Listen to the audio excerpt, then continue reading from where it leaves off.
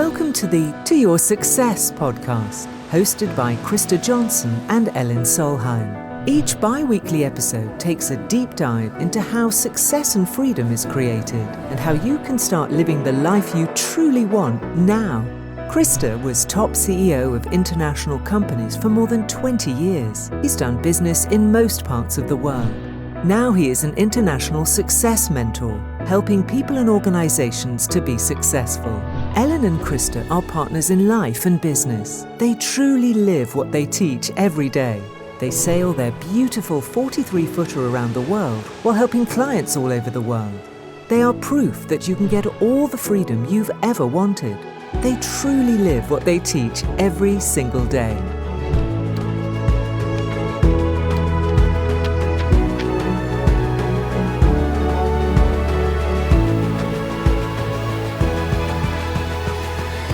Hello everyone and warm welcome to this episode of the To Your Success podcast. I am mentor Krista Johnson and with me today is Elin Solheim, as always, your wife and business partner. Yes, always together. Yes. All the time. Yes. I mean, I think we are the epitome. I think we are the typical example of living together. Yeah. Absolutely. It's not 24/7, it is like 23 and a half time, 7 days a week. Yeah. And I think during the summer break we're gonna do. I'm planning to do a hike to see if my back still can do that. To do a hike up in the mountains in Norway and go up some old paths that I have walked many times. Maybe the boat that right now is at Sardinia desperately needs some maintenance from me. And I think I desperately don't need to follow you there. So No, that's good. No, actually, I don't want you to follow either. So we agree on that one. So finally, some vacation together. We will do it separately. Yes. We will have separate vacations, not together. Okay. No worries about us. We live the life we love. You know, we enjoy our effortless freedom every day, and we live the life we love. And today we're gonna talk about a very interesting subject that many people think they know a lot about, but I'm not so sure they know it the way that we can teach you and teach others what it is. We're going to talk about wealth, being wealthy, and we're going to talk about money. And I studied economy for almost 5 years. I have a master's degrees in business and economics. And what I'm going to talk about today was never taught at university. My son Andreas, he has a Master of Business Administration from a university in Florida. They never taught him that either. They taught him a lot about finance, a lot about bookkeeping, a lot about accounting, but bookkeeping and accounting and how to finance things, but they never taught about money. So money is really interesting. A lot of our clients, including us, we have monetary goals. We have sales goals, of course, because the more we sell, the more people we help, and we love helping others.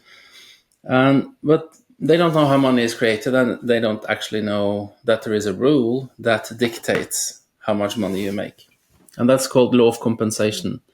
And how much money you make is in exact proportion. And this is interesting. It is exact proportion, you can say, to the impact you make. And the impact you make is, or the problems you solve. The bigger the problem you solve for the more people, the more you make. So the law of compensation states that in exact proportion of these three things, you will make money. And it is the need for what you do, how good you are at it is number 2, and number 3 is how easy it is to replace you. The need for what you do means that you are in a market where there is a need for you. Like you, Elin, you are a nurse. Like 25 years ago, I think you graduated as a nurse, and then you worked as a nurse. But okay. 25. Okay. In 98, I was. You are still 39, right? 29, yes. 39. Okay, 29. In my mind, you are 39, but I can live with that. You are 29. But for a nurse, especially in Norway, it's no problem to get work. So it's highly needed. It's highly needed. It is. But I don't want to work like that. So. Yeah. But it's the same with the services that we render for people. The coaching and mentoring business is a very big market. I have clients that realize that they're in a market where there is not so big need, and then they transition into different markets. But it's important that you are in a market that there is a need for what you do. They, And the more people that need you, the bigger problems you solve, the more money you will it make. can be a challenge because today's young people, they want to have an education that's fun and interesting, and they want to live a fun and interesting life, but they rarely think about if they are needed when they are finished with their education. Then they don't have work. No, and I have an interesting story about that. It's that came to my mind now. I've been running many different companies, and one of our engineers in product development in the company I worked with said, "I really want to work in this. I really want us to work into this." And I said, "But sorry, that is not a part of our business. We are not into that business. But I really think you should do that because I really like working with that." And I said, "No, that's not what we do. The reason why you are here is because the company makes more money on you being here developing the product according to our business plan and our goals. If you want to do something else, that's okay. You can do that in your free time when you're not working with us, or you have to do something else." I bet he still still remembers you. Yeah, yeah. It's not always so nice to hear the truth, but that's the case. That's the case, right? But he is actually running. I know. Well, of course, I know who the person is, and he runs. He changed. I mean, he started his own company, and he's running a consultancy business today, helping others being successful. So that's very, very good, and I'm sure that's more into his heart than what we were working on. So back to the law of compensation, the need for what you do, how good you are at it. Specialized knowledge is a separate chapter in Napoleon Hill's Think and Grow Rich. And specialized knowledge is how good you are at it. And people can say that, well, I'm a really good nurse and still I don't get paid more. Yeah, because you are still into that system, right? You're into the public service, public health care system where everything is regulated by rules. If you want to make more money and you are really good at something in nursing, you can do like Elin, start up your own interim management company. And you did that, I don't know, 15, 20 years ago. You started to hire, to offer your services to in a different market where you expose yourself to competition. I still continued as a nurse, but I just did it in a different way. So Yeah. inspired by Yeah. someone who did the same thing. Yeah, So you got yes, inspiration.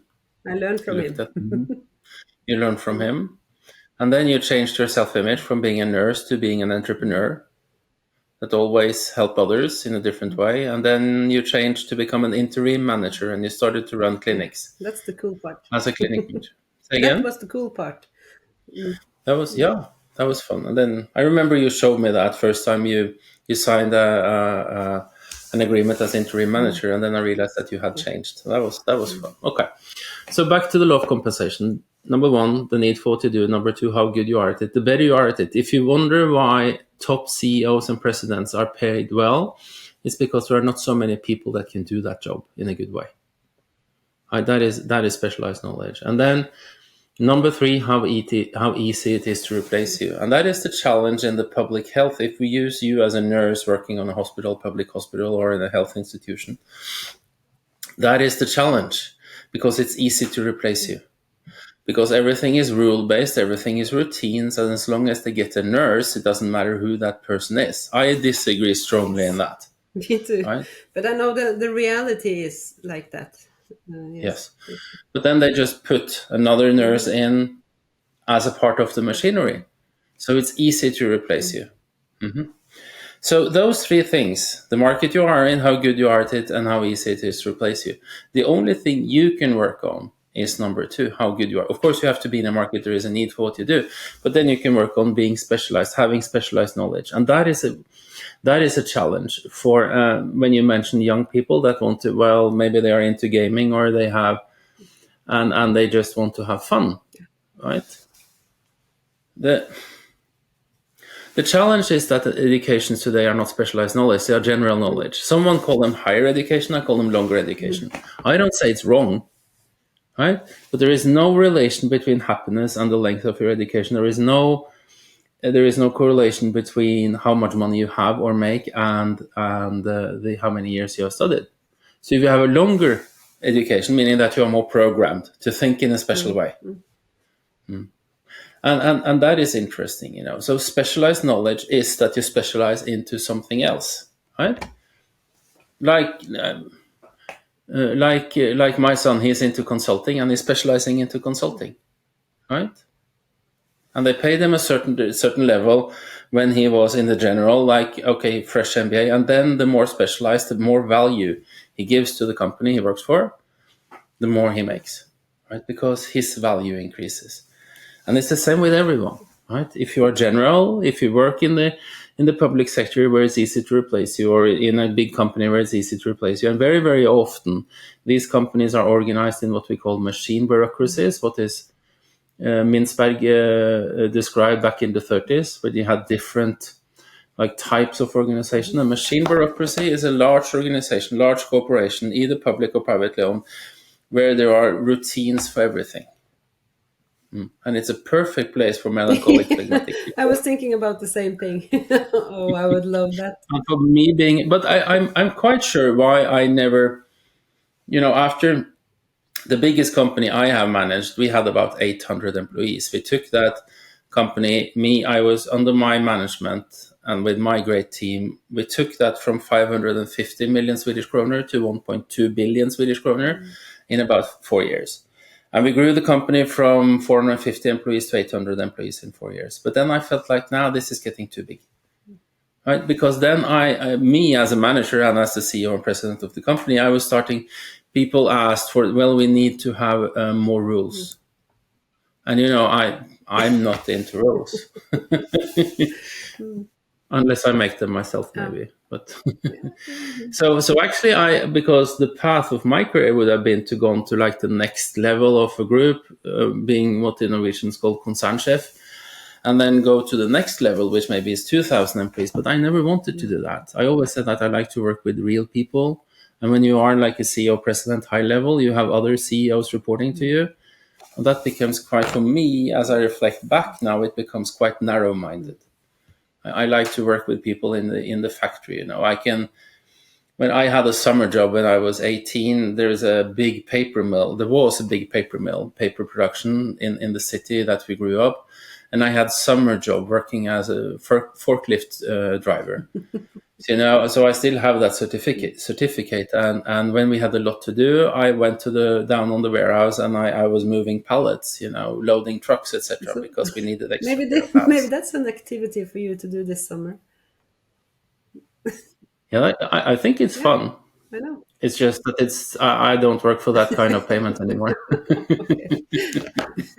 Hi, this is Christer. Thank you for watching and listening to our podcast. We really appreciate that. As you see, we love sharing how you can live the life you truly want, and we also love sharing how we live this every day.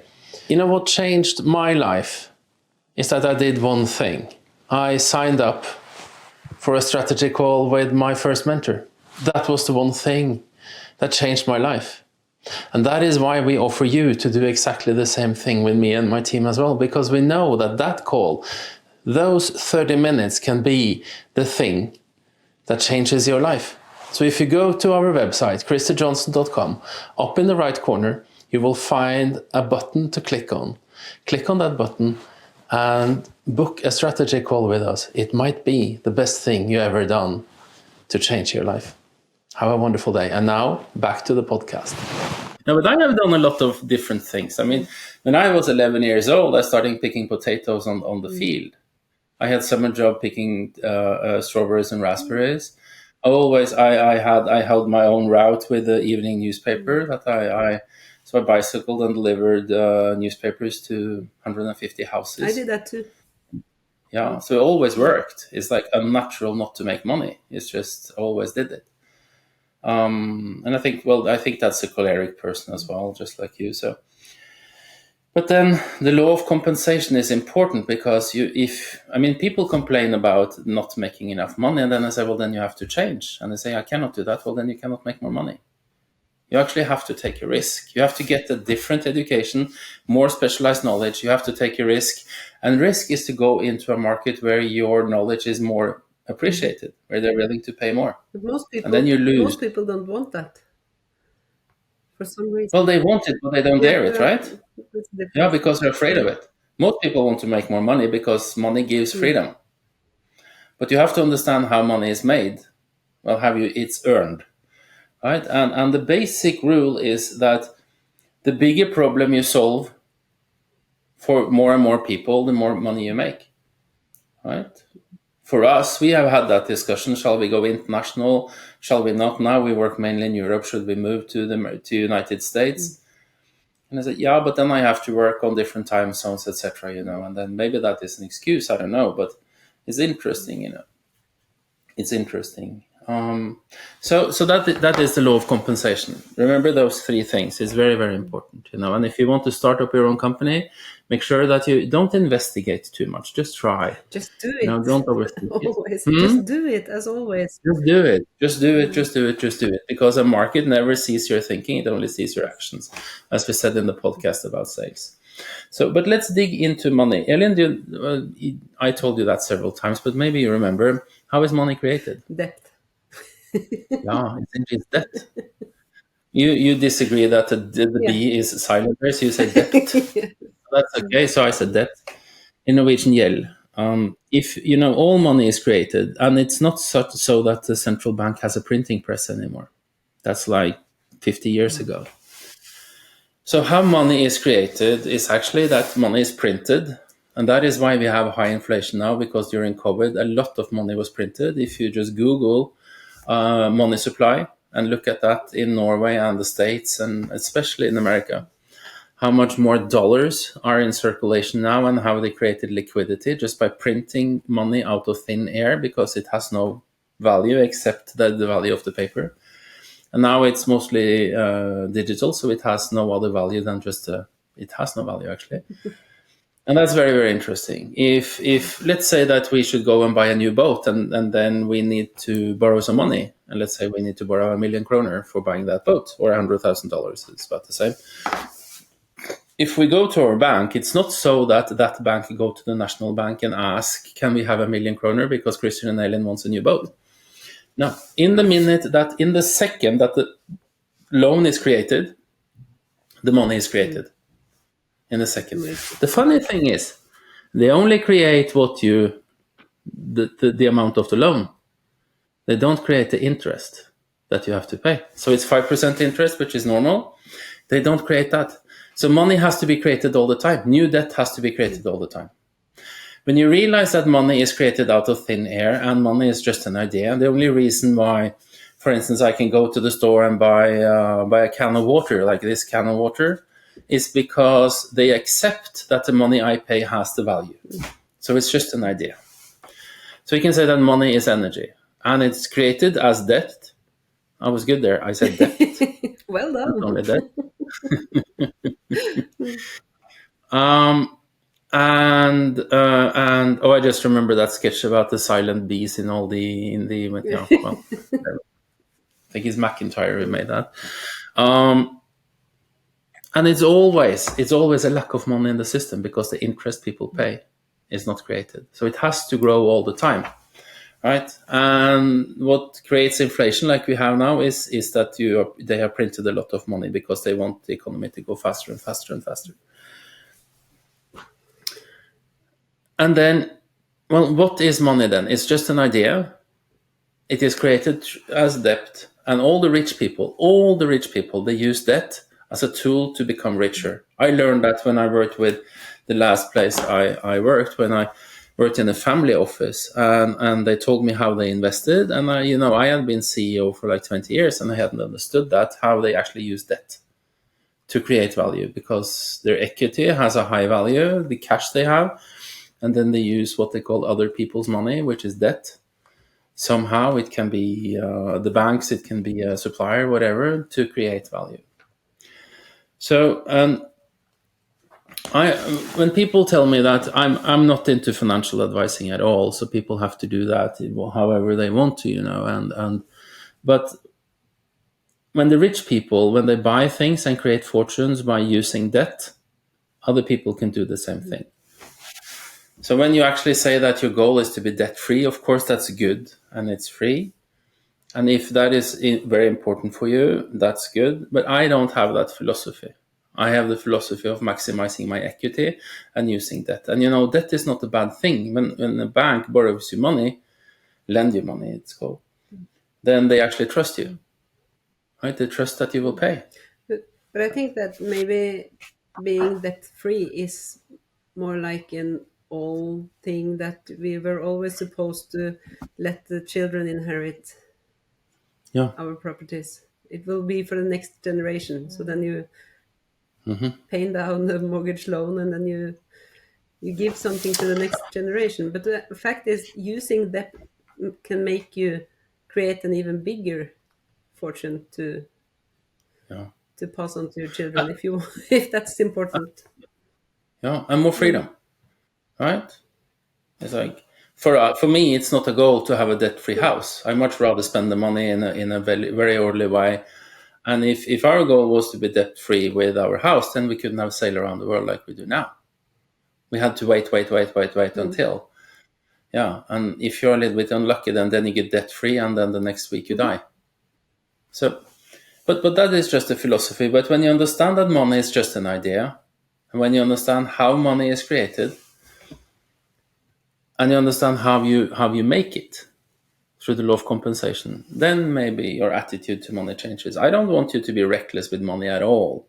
No, but money is energy. It is a thinking. It is created through a thinking.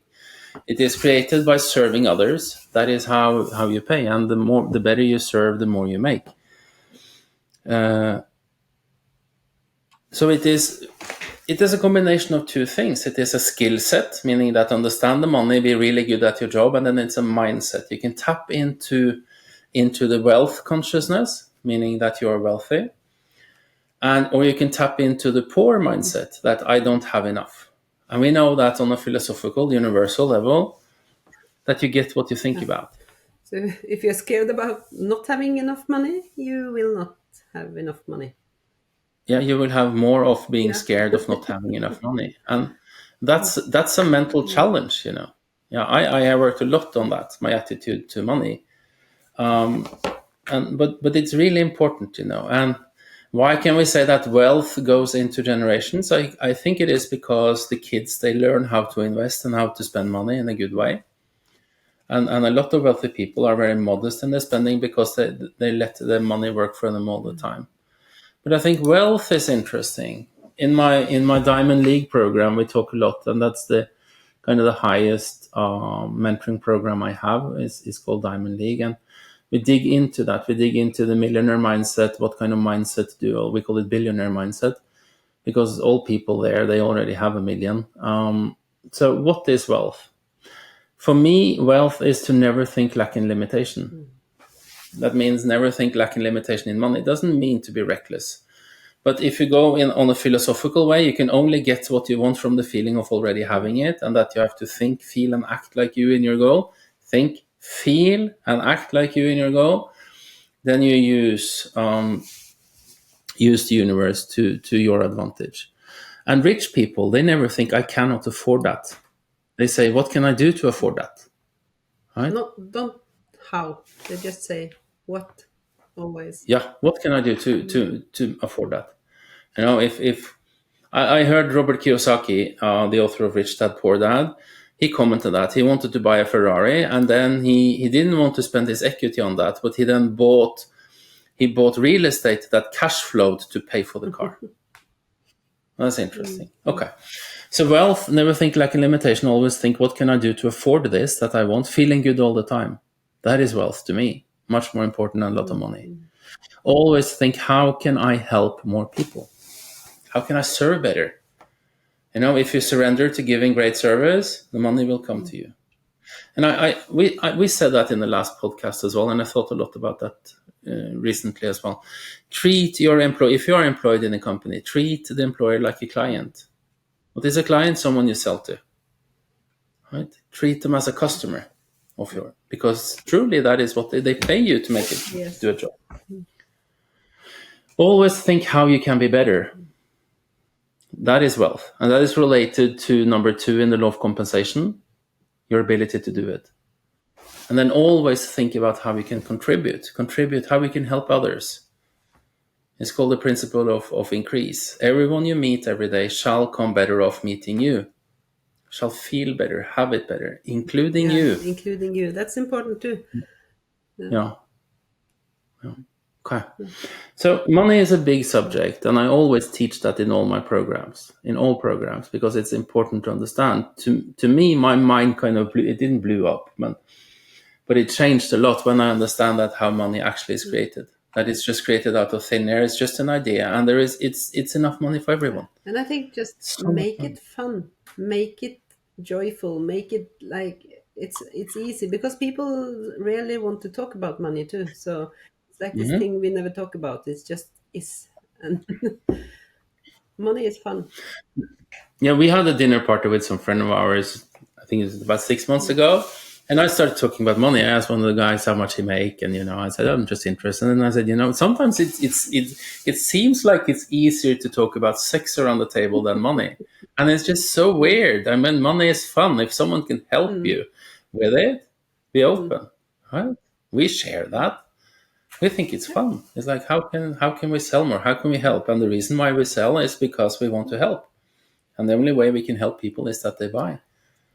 So the money is really fun. Make it fun, as you said, and then, listen to this over and over again. I highly recommend that. Study this, and if you attend one of our programs or seminars, and we have a seminar coming up after the summer that is filling up really fast, and we will talk about money, because it's such an important, we live in a monetized society. And I don't say that money is everything, but it's a good step to freedom. Yes. Okay, so maybe as an end, you can use this, and affirmations are important because affirmations affect your perception and therefore create your world. And I think this is, I'm not sure if it's from Bob, but Bob, at least part of it is from Bob, and Bob Proctor, and he used this affirmation. I am so happy and grateful now that I am financially free. More and more money comes easily and effortlessly to me from known and unknown sources. I use that affirmation every day. It's a part of my gratitude list, and it's very, very good. Easily and effortlessly it comes to me from known and unknown sources. It is not up to me. Okay. So I hope you enjoyed this episode. Please feel free to subscribe. If you want to connect with us, go to our webpage, kristajohnson.com. Up in the right corner, there is a button called Connect to Us, I think it's called. And just contact us. Send us an email, book a time for a call, and we're more than happy talking. If you send the email to hello@kristajohnson.com, you come to me. So I am the one answering. Yes, and it's only as well. Then you reach me as well. So, and everything we do is to your success, right? And our goal is that you live the life you truly want. So we wish you a wonderful week. And so feel free to subscribe and recommend us to others. And we will be back in 2 weeks. Have a wonderful day. Bye-bye. Thank you for listening to this episode of To Your Success podcast. Please leave us a rating and review on your favorite podcast platform. For more information on how Krista's mentoring programs can help you in your own life, visit kristajohnson.com.